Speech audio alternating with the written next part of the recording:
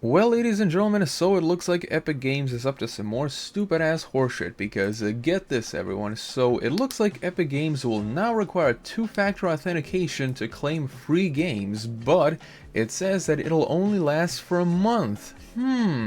I don't know about you, but that sounds kind of fishy, you know? Like, whenever you hear of a service or whatever, you know, claiming they want a two-factor authentication to increase security measures, it's more often than not a permanent thing, you know? Like, you know, an extra layer of security and all that. Yeah, it can get annoying, but still, it's an extra layer of security, and that's all well and good. But the whole for a month thing really does sound fishy to me. It kind of sounds like they're basically just trying to, you know, get as much information as they can out of people, and then, oh well, when they have enough, they'll just, you know, disable it and all that. And since, you know, a lot of Epic is owned by a Chinese company, well, yeah, that just makes me even more suspicious. And it should also make you very suspicious as well, because we've had lots and lots of evidence of companies who have had huge information breaches, and of course many other things, to say the least. So yeah, with that being said, let's get on with it. It says if you haven't already claimed For the King from the Epic Store as this week's free game, the application will now require users to use two-factor authentication to claim this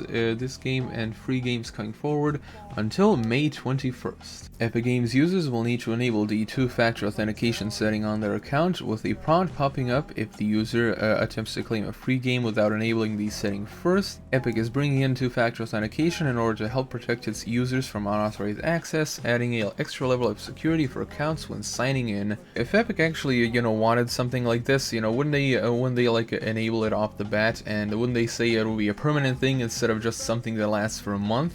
Again, pretty fishy, I gotta say. Over here it says, last year Epic was sued after a security breach allowed hackers to access personal information of users with Epic Games accounts. The lawsuit centered around Epic's failure to maintain adequate security measures and notify users of the security breach in a timely manner. While the lawsuit was dismissed, it seems Epic is taking steps to improve account security. After enabling the two-factor authentication, players can claim a free copy of the strategic RPG for the King up until April 30th. The next free games lined up are the famous horror title Amnesia: The Dark Descent, which is honestly one of the most mind-numbingly boring games I've ever played in my goddamn life, and the action RPG Crashlands, which I haven't played. It's available from April 30th to May 7th. Now, the lawsuit that Epic was involved in, it was about a security breach that literally exposed millions of players' data to hackers and all that stuff. And honestly, we don't know how many people got their information, you know, stolen and sold off to the highest bidder. So yeah, and it was all because of goddamn Epic. You know, the lawsuit shouldn't have been dismissed, in my opinion. This company needs to bleed. So now we're going to take a look at the excerpt from the other article. It comes from Polygon.com, which will of course be linked to the description just like the first one. It says, Epic says it's making the change in, quote, in an effort to encourage players to take steps to strengthen their Epic account security. The popularity of Fortnite has made Epic Games a target for hackers, enabling two-factor authentication as a good practice. Again, if they wanted, you know, their accounts to be more secure, they would have said, oh, you gotta enable it from the get-go. And now with that out of the way, we're actually gonna take a look at the comments on the first article from GameSpot.com. And yeah, the comments are about as skeptical as everyone that is reading this should be. A name that I can't pronounce says, not enough information to sell to China. And that comment right there is definitely something that you should really take into consideration right here. You know, the fact that it'll only be enabled for a month, and they want information like your phone number and all that stuff, which is of course a huge part of two-factor authentication. Why would they only want to enable it for a month? And after that, they're like, oh well, you know, we don't need this anymore. We already got your phone number and your other information, so fuck you. That's basically what this is. Scipio says, do not give your real phone number or email ID to Epic or whatever app you use. Everyone should have at least one email ID to use for crap that will get constant spam. That's very true. So Epic basically made millions from a information broker in the form of an authenticator app for our personal data. Yeah, that's also very true.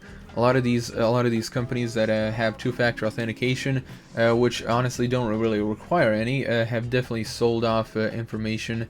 Basically, don't give your information to any websites or services that you really don't see any like major purpose in. Like you obviously will enable two-factor authentication for things like your Google account, you know, your PayPal and all that.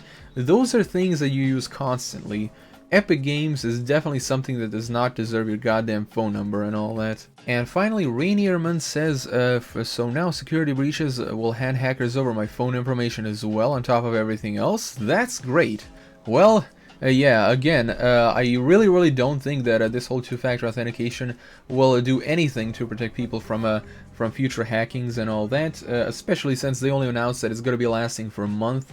So yeah, again, if you do have an Epic Games account and all that, yeah, for this time period that they want you to you know, enable two-factor authentication, don't do it. You know, just leave the account inactive for you know, for some time and all, just until this whole requirement, quote unquote, ends. And again, if you like use a website or service that you feel is not essential, it's not something that you constantly use, don't give any information that you don't want anyone to have, because you really don't know what they're gonna do with that information on the other end. Websites can claim basically anything under the sun. You know, that's pretty much the same thing with most VPNs out there. They claim, oh well, we're gonna keep everything anonymous, nothing's gonna be sold or like backdoored and whatever, and then all of a sudden, boom, you know, this scandal comes up and all that. That's pretty much it for today. Anyway, everyone, thank you all so much for watching.